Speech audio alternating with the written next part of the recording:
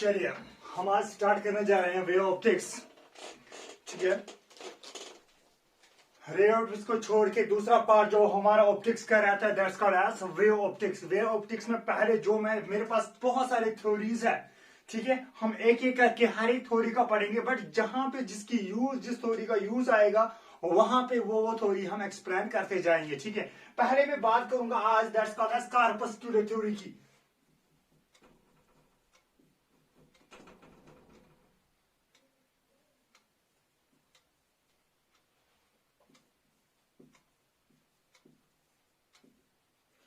Corpuscular theory, ये क्या theory है? This theory was given by Newton. ठीक है, ये किसे दी? न्यूटन ने दे दी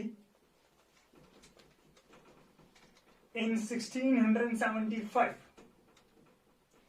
ठीक है, 1675 में ये किसने दे दी? न्यूटन ने दी थी। ठीक है, according to this theory light is made up of corpuscles. तो दैट मीन्स इसका मतलब ये था कि जो हमारे पास लाइट है, लाइट किसकी बनी होती है? कॉर्पस्कल्स की बनी होती है। ठीक है, corpuscles are also called as particles. ठीक है, क्या मैं बोल रहा हूं? मैं ये बोल रहा हूं कि जो हमारे पास जो ये लाइट है, light is made up of corpuscles और आर पार्टिकल्स। अब इसको बोला गया कि कॉर्पस्कल्स, ये न्यूटन है, न्यूटन को बोला गया कि ये कॉर्पस्कल्स है क्या? इसने बोला ये होते हैं इलास्टिक, रिजिड। ठीक है, क्या क्या होता है? इलास्टिक होता है, रिजिड होता है। ठीक है, और इसने बोला कि ये क्या होता है? Massless particles. ठीक है, क्या क्या होता है? ये होता है इलास्टिक होता है, रिजिड होता है, मासलेस पार्टिकल्स होते हैं। ये इसके कैरेक्टरिस्टिक्स ये बोल रहा है, ये कॉर्पस्कुलर थ्योरी ये चीजें बोल रही है। ठीक है, तीसरा उसने ये बोला, तीसरा पॉइंट जो एक पॉइंट ये बोला उसने, दूसरा पॉइंट ये, और तीसरा पॉइंट ये किसने क्या बोला? बोला कि depending upon the colour of the wave, depending upon the color of the wave, the size of the particle and the shape of the particle is different। ठीक है, या मैं ऐसे बोलूंगा कि जो कलर है वेव का, उसके कलर के, वेव के कलर पे भी क्या करता है? Size of the particle and shape of the particle depend करता है। तो मैं ऐसे लिख सकता हूं कि डिपेंडिंग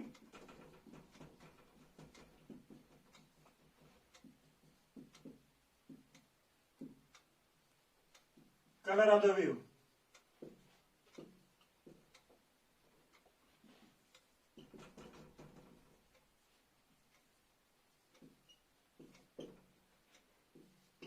पार्टिकल डिपेंड्स। थोड़ा फिलहाल अभी पहला ही लेक्चर है, इंट्रोडक्शन लेक्चर, तो करेंगे इसको आगे आगे। ठीक है, अब इसके बाद ये तो इसके कैरेक्टरिस्टिक्स है। अब इसके बाद इस कॉर्पस्कुलर थ्योरी के अकॉर्डिंगली हमने कौन कौन सी चीज पहले हमने एक्सप्लेन की है। कॉर्पस्कुलर थ्योरी ने क्या क्या चीज एक्सप्लेन किया है? ठीक है, पहला इसने एक्सप्लेन किया कि it is a rectilinear propagation. Means that इसने क्या एक्सप्लेन किया? Rectilinear propagation. ठीक है, रेक्टिलिनियर प्रोपगेशन इसने एक्सप्लेन किया।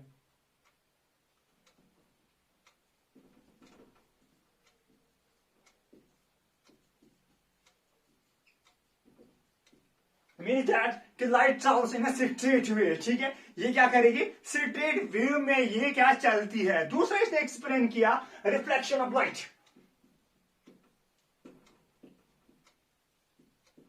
Reflection of light. तीसरा इसने एक्सप्लेन किया रिफ्रैक्शन।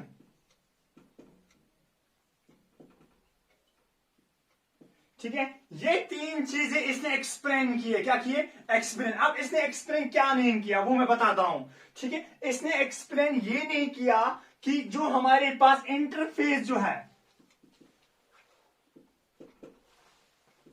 ठीक है, इंटरफेरेंस से एक्सप्लेन नहीं किया, डिफ्रैक्शन इसने एक्सप्लेन नहीं किया, एंड पोलराइजेशन इसने एक्सप्लेन नहीं किया।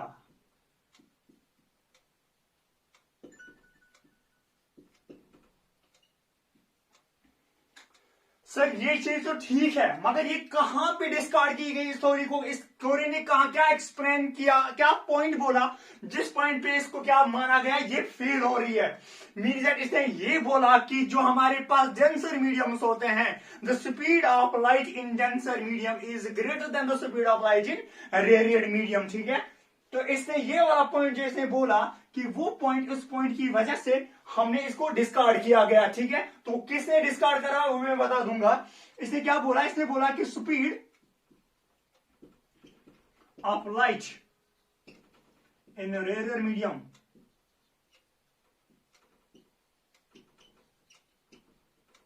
is less than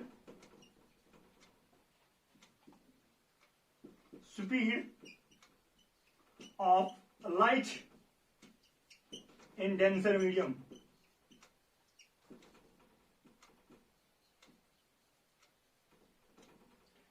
एक सेंटेंस से इसी के साथ आया, दैट्स कॉल्ड फिकॉल्ड। फिकॉल्ड ने क्या किया? एक्सप्लेन अपनी रिसर्च में इसने ये बोला कि जो हमारे पास लाइट होती है, speed of light is greater than speed of light in rare medium.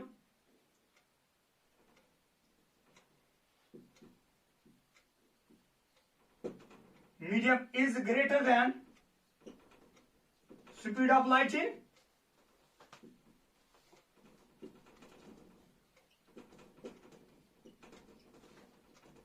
Denser medium.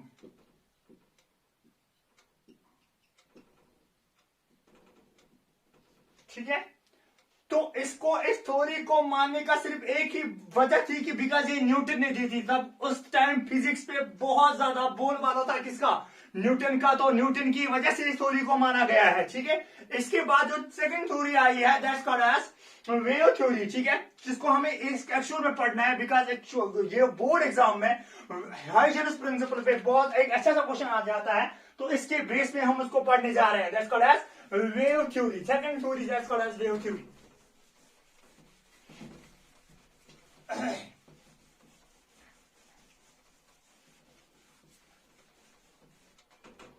Wave theory क्या बोल रही है?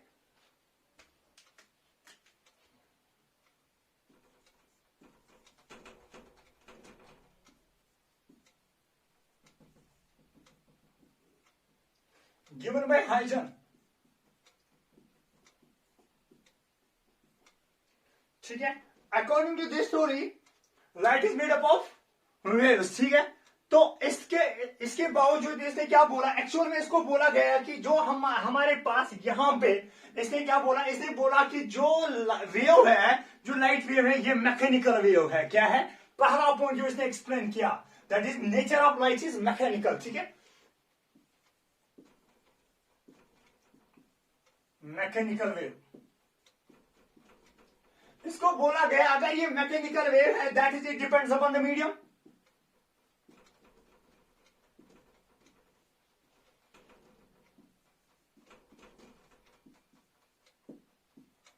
It depends upon the medium, ठीक है? अब उसको बोला गया कि अगर मेरे पास ये सन है,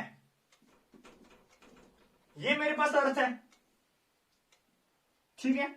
अब यहां से जो हमारे पास लाइट आती है वो कैसे आता है? बीच में जो स्पेस है, ठीक है? तो यहां पे अगर वैक्यूम आप मानते हैं कि यहां पे बीच में वैक्यूम आता है, तो फिर कैसे विदाउट, अगर ये डिपेंड करता है मीडियम पे, तो फिर ये कैसे हमारे पास पहुंची? तो वहां पे इसने और एक थ्योरी का इसने सहारा लिया, ईथर थ्योरी, ठीक है? उसने क्या नाम दिया? इसने बोला कि ईथर एक कॉन्सेप्ट इसने लाया, वो ईथर नहीं ROR, ये वाला ईथर नहीं जो आप केमिस्ट्री में पढ़ रहे हो, नो। मैं बोल रहा, इसने क्या बोला? इसने बोला एक ईथर, इसमें एक मटेरियल प्रेजेंट होता है, ठीक है? उसकी वजह से हमारे पास ये कोई भी चीज, इसके बीच में वैक्यूम कुछ नहीं है, इसमें इसके बीच में एक चीज है दैट्स कॉल्ड ईथर, और ईथर की वजह से हमारे पास जो लाइट है वो यहां तक पहुंचती है। इसको बोला ये ईथर है क्या एक्चुअल में, इसलिए बोला ये डाइल्यूट एंड इलास्टिक होता है, ठीक है। हाईली इलास्टिक एंड डाइल्यूट एक सबस्टेंस होता है जिसकी वजह से, जिसको हमने नाम क्या दिया, ईथर। तो इस ईथर की वजह से यहां पे क्या होता है, ये लाइट पहुंचती है हमारे पास, ठीक है। तो मीन इज दैट, इसका कहने का मतलब क्या है, इसके कहने का मतलब है कि कोई भी वैक्यूम वगैरह नहीं होता है। जो इसने एक कॉन्सेप्ट बोला ईथर के बारे में, इसने बोला कि ईथर एक हमारे पास एक डाइल्यूट होता है और हमारे पास इलास्टिक होता है। तो हाईली इलास्टिक और डाइल्यूट की वजह से हमारे पास जो लाइट आती है, लाइट की स्पीड ज्यादा बढ़ती है। तो इसके पास एक कॉन्सेप्ट इसने बोला कि जो वेलोसिटी ऑफ लाइट होती है, वेलोसिटी ऑफ लाइट किसके बराबर, under root of E by rho, ठीक है। इस अकॉर्डिंग टू दिस इक्वेशन की वजह से इसने क्या बोला, E is got, ये ना V is got E by rho। इसको बोला कि E क्या है, इसने बोला E is the elasticity of the ether and rho is the density of the ether। उसको बोला ईथर के बारे में क्या जानना, इसके बारे इसने बोला ईथर के बारे में बता दो। इसने बोला ईथर एक ऐसा सबस्टेंस है जिसकी जो इलास्टिसिटी बहुत बहुत ज्यादा होती है और जिसकी डेंसिटी बहुत बहुत बहुत कम होती है। तो इलास्टिसिटी इसका बहुत ज्यादा होता है और डेंसिटी इसकी कम होती है।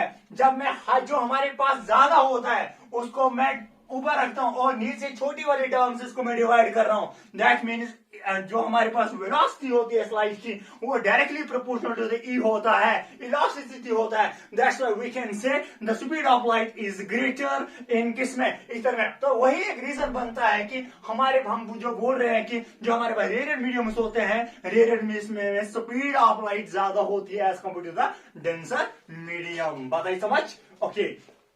तो ये हमारे पास एक कॉन्सेप्ट आया था किसका, ईथर का। अब इसके बाद जो हम इसने एक प्रिंसिपल भी दिया, that's called as Huygens principle, जिसके अकॉर्डिंगली हमें क्या करना है। अब पहले मैं बता दूंगा आपको कि इसने क्या क्या एक्सप्लेन किया। इसने पहले एक्सप्लेन किया ये रेक्टिलिनियर प्रोपगेशन इसने एक्सप्लेन किया, ठीक है। रिफ्लेक्शन ऑफ लाइट इसने एक्सप्लेन किया, क्योंकि इस वेव थ्योरी ने भी, चाहे पहले तो इसने तो एक्सप्लेन किया ही किया इसको, फिर इसके बाद वेव थ्योरी ने क्या क्या एक्सप्लेन किया, ठीक है। इसने एक्सप्लेन किया आपको रेक्टिलिनियर प्रोपगेशन, इसने रिफ्रैक्शन ऑफ लाइट ये किया, एक्सप्लेन किया, रिफ्रैक्शन ऑफ लाइट एक्सप्लेन किया और इंटरफेरेंस ऑफ लाइट इसने एक्सप्लेन किया। Diffraction and polarisation is not explain, ठीक है। तो इसके बाद ये चीजें इसने एक्सप्लेन करके दी, ठीक है। अब मैं ये दोबारा नहीं लिखूंगा बिकॉज ये कॉमन चीज है। तो इसमें इंटरफेरेंस आ गया और इसमें डिफ्रैक्शन आ गया, ठीक है। पोलराइजेशन इसने स्टिल एक्सप्लेन नहीं किया बिकॉज पोलराइजेशन जो है, polarisation is explained by another theory that's called as Maxwell theory और इलेक्ट्रोमैग्नेटिक थ्योरी। उसके बावजूद उस पे हम इसको एक्सप्लेन कर सकते हैं, ठीक है। अब इसके बाद इसने अपना प्रिंसिपल दिया, that's called as Huygens principle, जो आपके बोर्ड एग्जाम के लिए इंपॉर्टेंट है। यहां तक मैं पहुंचना चाहता था, ठीक है। अब मैं आपका बोर्ड एग्जाम जो आपका आने वाला है उसमें एक क्वेश्चन आ जाता है, वो मैं एक्सप्लेन करने की कोशिश करूंगा और प्रूफ एक आता है वो मैं बताने की कोशिश करूंगा, ठीक है। चलिए यहां तक क्लियर है। अब उसके बाद आगे बढ़ेंगे। अब हम बात करेंगे हाइजेंस प्रिंसिपल की, ठीक है। अब हम बात करेंगे हाइजेंस प्रिंसिपल की।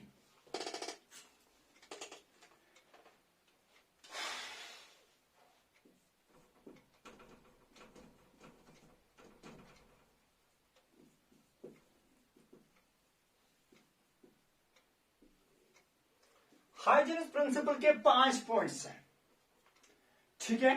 5 पॉइंट्स पे ये डिपेंड करता है।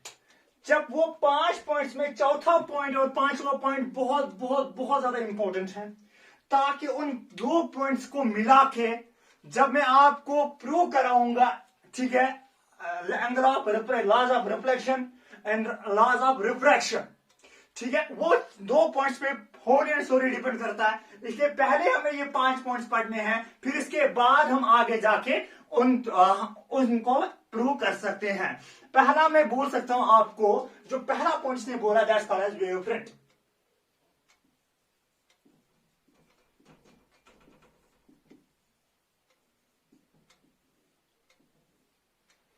वेव फ्रंट क्या होता है, it is the locus of all the points in a medium, ठीक है। It is the locus of all, जो भी हमारे पास पॉइंट्स होते हैं किसमें, मीडियम में, जो डिस्टर्ब जो वाइब्रेट करेंगे, जो डिस्टर्बेंस हो जाए इन सेम फेज में, ठीक है।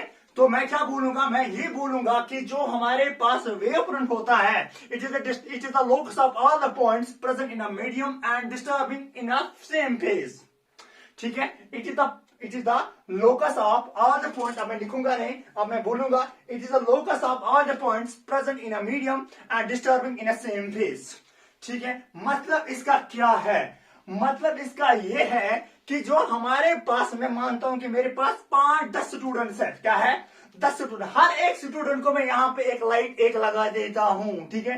फिर उसके बाद में मैं बोलता हूं उनको कि आप दौड़ो, क्या हर एक की स्पीड सेम होगी, नहीं, हर एक की स्पीड सेम नहीं हो सकती, बिकॉज क्लास में हमारे पास गर्ल्स भी होते हैं, बॉयज भी होते हैं। जब वो भागेंगे तो मीन इज दैट वो एक जगह पे होगा, दूसरा दूसरी जगह पे होगा, तीसरा तीसरी जगह पे होगा। मीन इज दैट एक पार्टिकल ने, एक स्टूडेंट ने S1 डिस्टेंस कवर कर दी इन T1 टाइम में, दूसरी को इस तरीके से S2 होगा, तीसरी को S3 होगा।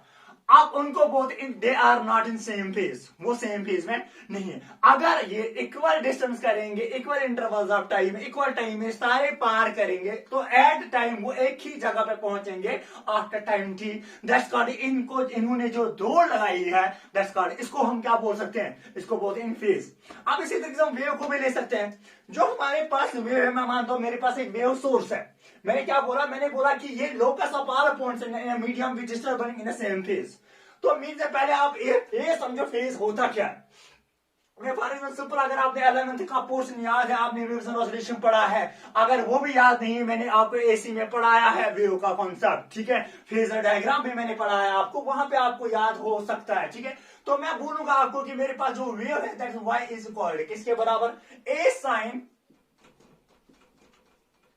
ओमेगा टी माइनस के x, it is the form of a wave, ठीक है। अब इसमें क्या होता है, इसमें ये जो वाला ये वाला पार्ट होता है, this is called the phase. इसको क्या बोलेंगे, इसको बोलेंगे फेज, ओके। अब इसके बाद ये जो y है, दो है, x भी है और y भी है। x को क्या बोलेंगे, या इसको बोलेंगे डिस्टर्बेंस ऑफ अ पार्टिकल, ठीक है, या ठीक है, समझ में बात आई। तो इसको बोलेंगे, ये जो y है ना, ये पार्टिकल की डिस्टर्बेंस है, और ये जो x है, ये डिस्टर्बेंस ऑफ अ वेव बोलते हैं, ठीक है, बात आई समझ। तो that this is called the disturbance of the particle and this is called the disturbance of the wave, आई बात समझ। अब जो इसमें ये है, this is called the phase. अब मुझे बताओ, अगर ये पार्टिकल हर एक, अगर मेरे पास y1 ले लूंगा, y1 का ये वाला कॉमन होगा, y2 का भी यही होगा, y3 का भी यही होगा, that means they are in same phase. मतलब फॉर एग्जांपल, अगर मैं आप यहां पे लूंगा, मेरे पास एक सिंपल सोर्स है S, ठीक है, यहां पे वाइब्रेशन, यहां पे वेव्स निकल रहे हैं, हर एक डायरेक्शन में निकलेगी, बिकॉज आप इसको 3D समझ लो, ठीक है। मैं 4 लूंगा, अब मैं यहां से जो पार्टिकल निकल रहा है, इट मीन्स यहां पे इसने, मैं मानूंगा कि यहां से तक इसने क्या किया, x1 डिस्टेंस इसने कवर कर दी इन T1 टाइम में। यहां पे भी इसने क्या कर दिया, यही x1 डिस्टेंस इसने कवर कर दी T1 टाइम में। यहां पे भी इसने यही किया, x1 डिस्टेंस कवर कर दिया T1 टाइम में। यहां पे भी इसने क्या किया, x1 डिस्टेंस कवर कर दिया T1 टाइम में। इसका मतलब क्या है कि they are all in same phase. अगर मैं इनको मिलाऊं, बात आई समझ। ये क्या, इस स्फीयर के अंदर सारे पार्टिकल्स है, तो इसको क्या बोलते हैं, इसको बोलते हैं क्या बोलते हैं इसको, वेव फ्रंट। बात आई समझ, वेव फ्रंट बोलते हैं इसको, छापो।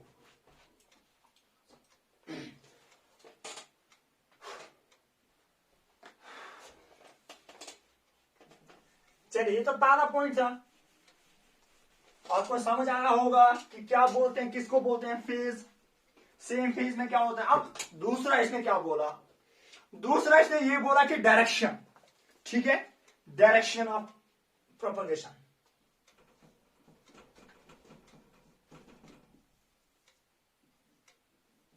पहला इसने क्या बोला, वेव फ्रंट, दूसरा इसने क्या बोला, डायरेक्शन। इसने बोला था direction of a propagation of a wave is perpendicular to the wave front, मतलब इसका ये है कि जो हमारे पास ये डायरेक्शन है ये क्या होगा, वेव फ्रंट के परपेंडिकुलर होगा। क्या होगा, वेव फ्रंट के परपेंडिकुलर होगा। फॉर एग्जाम्पल अगर आपके पास ये सोर्स है, ठीक है, मैं फिर बता दूंगा टाइप्स क्या है इसके।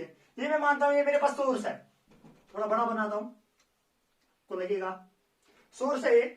अब इसको मैं क्या डाल दूं, क्योंकि मैंने यहां पे बोला आपको कि यहां पे क्या बना, सुपीरियरिकल बना wave front source, point source के लिए। अब यही पॉइंट सोर्स यहां पे भी है, यहां पे भी क्या बनेगा, सुपीरियरिकल ही बनेगा ना। तो दैट मीन्स मैं अगर यहां पे ड्राइव करूंगा, ठीक है, ओके। अब इसके बाद मैं क्या बोल रहा हूं, मैं बोल रहा हूं अब इसका डायरेक्शन क्या होगा, डायरेक्शन ऑफ द वेव क्या होगी, direction of the wave is perpendicular, that means ये ऐसे होगा।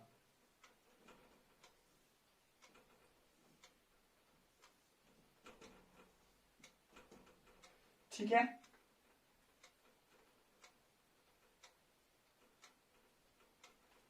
Direction of the propagation. तो हमेशा क्या होगा, आप ऐसे मानो सुपीरियर है, सुपीरियर के क्या, अगर ये मानो आप सुपीरियर, ऐसे मानो सुपीरियर है। अब इसके बाद बीच में इसका क्या है, सोर्स ऑफ द वेव है। अब इसके इर्द गिर्द क्या बनेगा, इसके इर्द गिर्द आप वेव फ्रंट बनाओगे तो डायरेक्शन क्या होगी, परपेंडिकुलर होगा ना। तो दैट मीन्स इसको समझ लो आप, ये 3D फॉर्म में है, ठीक है।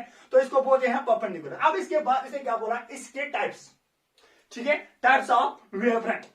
तीसरा, टाइप्स ऑफ वेव फ्रंट।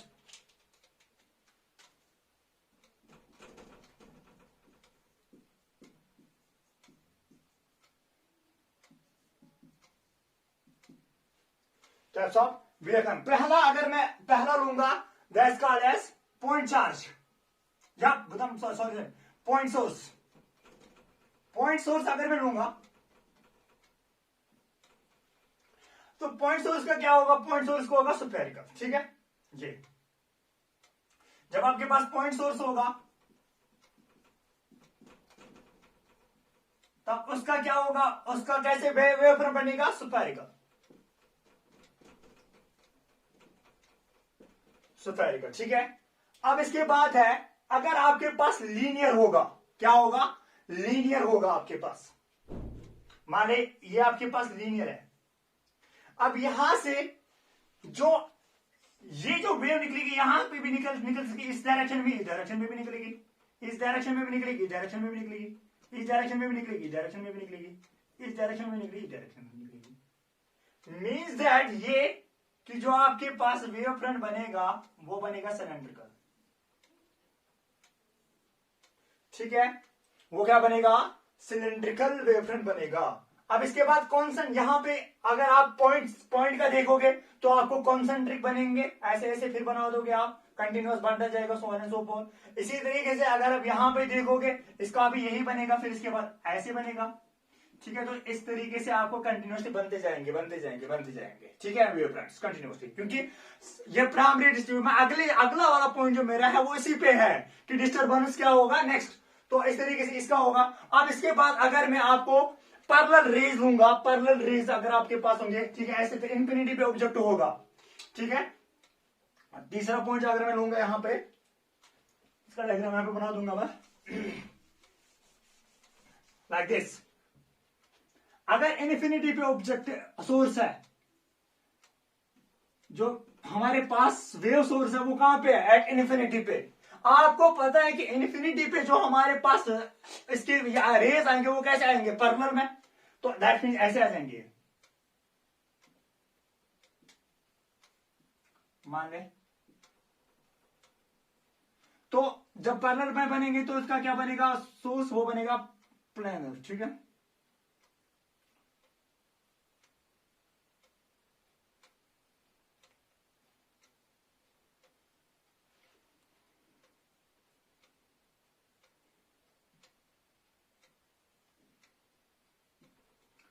इस तरीके से आपका बनेगा,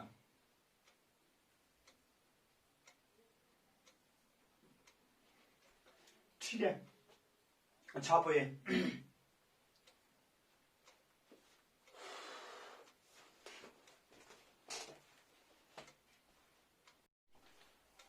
अब 3 पॉइंट्स हो गए। अब चौथा पॉइंट देखिए, चौथा पॉइंट क्या बोल रहा है, बोल रहा है ये कि जो हमारे पास सोर्स है, ठीक है, जो पहला प्राइमरी सोर्स है, प्राइमरी सोर्स जो हमारे पास है, that mean every point on the wave front acts as the source of secondary wave front, ठीक है, which in turn acts as which emits their own secondary wavelets.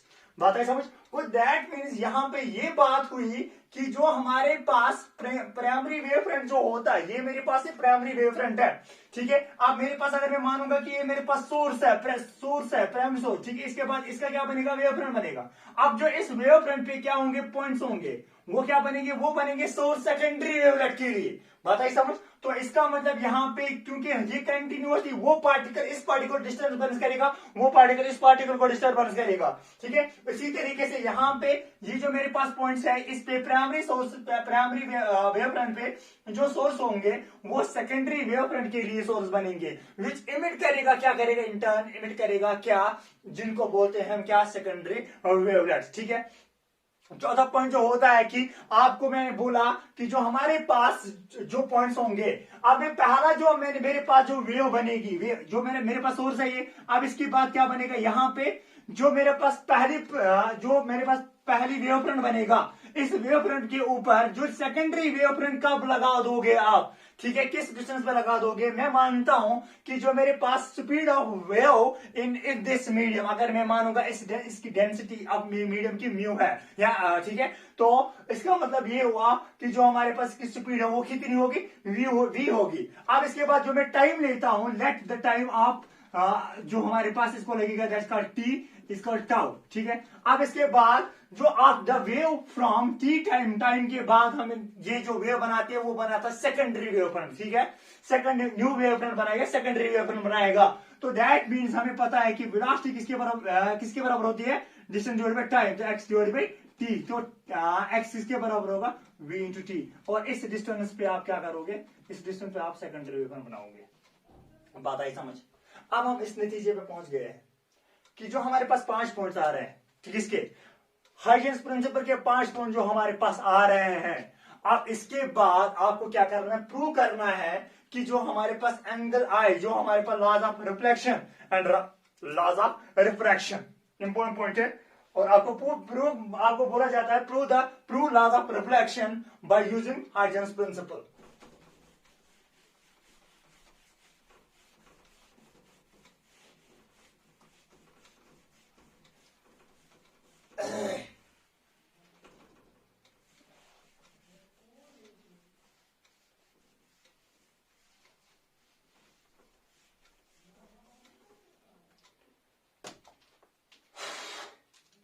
मान ले मेरे पास क्या है, मेरे पास एक, चाहे मैं मिरर लूंगा, कुछ भी लूंगा, मगर लूंगा वो जो ओपैक होगा, जहां पे रिफ्लेक्शन ऑफ लाइट हो जाए, वैसे मैंने ली। अब मैंने क्या लाने हैं, मैंने कंसिडर करना है कि ऑब्जेक्ट मेरा कहां पे, इन्फिनिटी पे, तो वहां से क्या आएंगे, 2 पैरेलल रेज आ जाएंगे, क्या आएंगे, 2 पैरेलल रेज। मैं डाल दूं, मेरे पास पैरेलल रेज डाल दिया, दूसरी पैरेलल रे मैंने डाली है। तो मैंने बोला आपको कि जो इसका वेव फ्रंट बनेगा, वेव फ्रंट कहां पे बनेगा, इसके परपेंडिकुलर, ठीक है, परपेंडिकुलर बनेगा, दैट मीन मैंने यहां से डाला और एक परपेंडिकुलर डाला मैंने। अब जो मुझे बताओ, यहां पे अगर मैं क्या करूं, इसकी जो वेलोसिटी है वो कितनी होगी, मैं मानूंगा इसकी वेलोसिटी है वीटी, ठीक है। अब इसके बाद मुझे बताओ कि जो यहां पे अगर मैं क्या करूंगा, मैंने यहां पे एक पॉइंट रखना है, ठीक है, क्या रखा मैंने, पॉइंट। अब इसके बाद इसका जो वेव फ्रंट बनेगा वो कहां पे बनेगा, यहां पे, मैंने मान लिया यहां पे बनाया वेव फ्रंट इसका,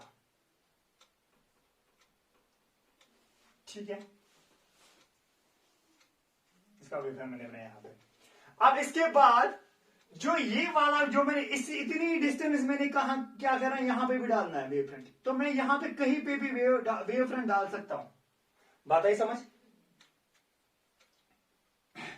तो इसका मतलब मैं क्या करूं, मैं यहां पे इसका एक वेव फ्रंट डालता हूं, माने मैंने ऐसे डाला वेव फ्रंट, क्योंकि अगर मैं यहां पे प्रकार को खोल दूंगा, ठीक है, कंपास को खोल दूंगा, यहां पे मैं ऐसे कर सकता हूं, ठीक है, तो मैंने यहां पे डाल दिया। अब मैंने क्या बोला, मैंने आपको बोला कि जो हमारे पास 5वां पॉइंट होता है, इन 2 वेव फ्रंट्स का टेंजेंट डालो, क्या डालो, इन 2 वेव फ्रंट्स का क्या डालोगे, टेंजेंट डालोगे। दैट मीन्स ये रिफ्लेक्ट यहां से हो गई है, ठीक है, इसकी वजह से ये वाली यहां से रिफ्लेक्ट हो गई है। बात आई समझ। अब इन दो पॉइंट्स को मैं क्या करूंगा, ज्वाइन करूंगा। मेरे पास क्या बनेगी, मेरे पास दो ट्रायंगल्स बन जाएंगे। ठीक है, तो मेरे पास ये ट्रायंगल बनेगी। बात आई समझ। अब इसके बाद अगर मैं मानूंगा दिस इज एंगल आई, जो आपके पास किसके साथ, अगर मैं यहां पे नॉर्मल डाल दूं,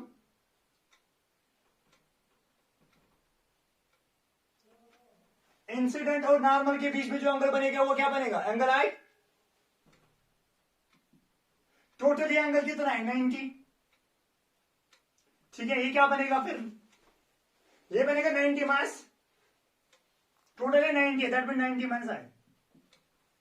ठीक है, इन शॉर्ट में ये बोल दूंगा दैट्स कॉल्ड, ये जो हमारे पास है क्या बनेगा, ये भी बनेगा आई, ये बनेगा आर। इन शॉर्ट में ये कर दूं कि जो हमारे पास रे होती है, ठीक है, ये वाली ट्रायंगल में लेता हूं। अगर मैं मानूंगा this A, this is B and this is M, ये मेरे पास एक ट्रायंगल आई है मैंने। ठीक है, in right angle triangle A B M, A B M. इसके बाद मुझे बताओ ये इसकी क्या डिस्टेंस है, दिस। अगर मैं ये वाला लूंगा, this is perpendicular and this is base. अब मुझे बताओ साइन थीटा किसके बराबर होगा,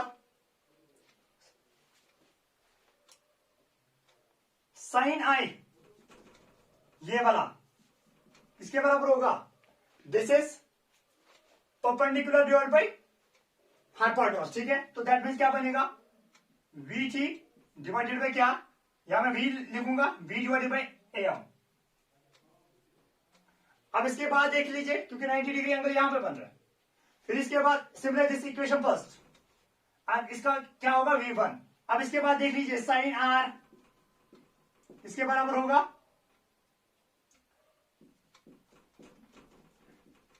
डिवाइड कर दो इन दोनों को, sine i divide by sine r, इसके बराबर होगा V1 divide by A M whole divide V2 divide by M.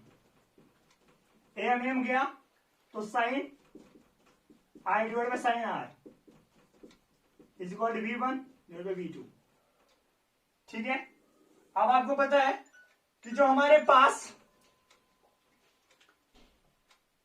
Velocity जो होती है वो किसके बराबर होती है, ठीक है, स्पीड डिवाइडेड बाई जो हमारे पास म्यू होता है, म्यू किसके बराबर होता है, speed of light in a vacuum divided by speed of light in a medium. ठीक है, that mean C divided by क्या, v। तो मीन दैट क्या बनेगा, म्यू किसके बराबर, v किसके बराबर आएगा, दैट मीन म्यू v आएगा c डिवाइड बाई म्यू। अब ये 1 है तो दैट मीन 1 आएगा, that mean sine i divide by sine r is equal किसके बराबर होगा। अगर मैं इसके यहां पे प्रोड्यूस करूंगा फिर बाद में कर दूंगा, पहले आप डेरिवेशन देख लीजिए। तो क्या आएगा, v1 के बदले में क्या लिख सकता हूं, c divide by mu 1, c divided by mu 1। And v2 के बदले सिमिलरली आ जाएगा v1, अगर ये है ये v2 है, that mean c2 divided by या c डिवाइडेड बाई म्यू 2। तो इसके बदले में क्या लगा सकता हूं, c divided by mu 2, c गया ये ऊपर आ जाएगा, that mean sine i divide by sine r is equal किसके बराबर, that means mu 2 divided by mu 1। अब इन शॉर्ट में ऐसे कर सकता हूं, दैट मीन इसको क्रॉस मल्टीप्लिकेशन करो, दैट मीन म्यू 1, चलो इसको यहां से लिखता हूं मैं, that mean sine i by sine r is equal किसके बराबर, म्यू 2 बाय म्यू 1। ठीक है, अब इसके बाद इसको कर दो multiply, that mean mu 1, that mean sine i is equal to mu 2 sine r. This is called synonymous law, और ये हमें प्रूव करना था। ठीक है, अब देख लीजिए और एक बात कर दीजिए, थोड़ा सा देख लीजिए, अब V1 V2 कहां से आ गया। अब अगर मैं ये जो मीडियम हमारे पास है रिफ्रैक्शन दिखानी है ना, तो मुझे बताओ यहां पे जो इसकी वेलोसिटी होगी दैट मीन v होगी, V1। अब इसमें क्या है डेंसिटी में, दिस इज म्यू 1, अगर मैं इसकी रिलेट ये ना डेंसिटी लूंगा, यहां पे लूंगा म्यू 2। अब इसके बाद जो इसकी वेलोसिटी होगी वो क्या होगी, थोड़ी कम ही होगी इससे, क्योंकि ये डेंसर मीडियम है। ठीक है, यहां पे क्या होगी, यहां पे ज्यादा होगी। तो इन दो पॉइंट्स को मैं क्या करूंगा, मिलाऊंगा। बताइए समझ, इसका ऐसे आ जाएगा, इसका जो वेव फ्रंट बनेगा यहां पे बनेगा, इन दो टेंजेंट्स को मिलाओ तो ये दो ट्रायंगल्स बन गई। तो यहाँ पे क्या होगी वेलोसिटी v2, यहाँ पे क्या होगी वेलोसिटी v1। फिर इसके बाद इन दोनों ट्रायंगल्स को मैंने लिया तो मेरे पास जो सिलेंडर था प्रूव हो गया। आई बात समझ। अब इस बोर्ड को आप मानो क्या ये प्लान है। अब इन शॉर्ट में ऐसे बोल सकता हूं कि the incident ray, reflected ray, refracted ray and the normal lies at same plane. ये मेरे पास लॉ नंबर 2 था। छापो इसको।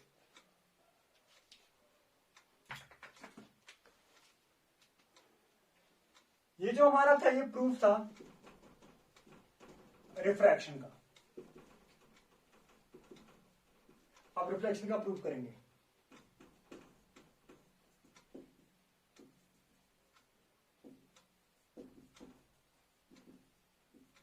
रिफ्लेक्शन ठीक है। माने मैंने क्या कर दिया, मैंने एक मिरर लाया, इसके ऊपर मैं क्या कर रहा हूं, मैं एक इंसिडेंट रे कर रहा हूं, ठीक है। तो दूसरी इंसिडेंट रे करूंगा मैं यहां से, इसका जो रिफ्लेक्शन वो यहां से होगा, इसका भी होगा। अब फिलहाल मैं पहले इसका क्या कर दूंगा, पहले मान लीजिए this is incident ray 1, this incident ray 2। अब इसके बाद क्या करूंगा, मैं इसका वेव फ्रंट बनाने की कोशिश करूंगा, क्योंकि direction of the wave front क्या होगी, परपेंडिकुलर होगी, ठीक है। अब इसके बाद जिसका परपेंडिकुलर होगा दैट मीन इसको क्या बोलेंगे, इसको बोलेंगे प्राइमरी वेव फ्रंट बनेगा। यहाँ पे क्या बनेगा, प्राइमरी वेव फ्रंट बनेगा, ठीक है। ये वाला प्राइमरी वेव फ्रंट बनेगा। अब इसके बाद क्या करोगे, अब इसके बाद इसका नॉर्मल डालोगे आप, सॉरी इसको परपेंडिकुलर बना देंगे पहले। अब इसके बाद क्या करेंगे, नॉर्मल डालेंगे। दिस एंगल ये क्या बनेगा, ये बनेगा एंगल आई।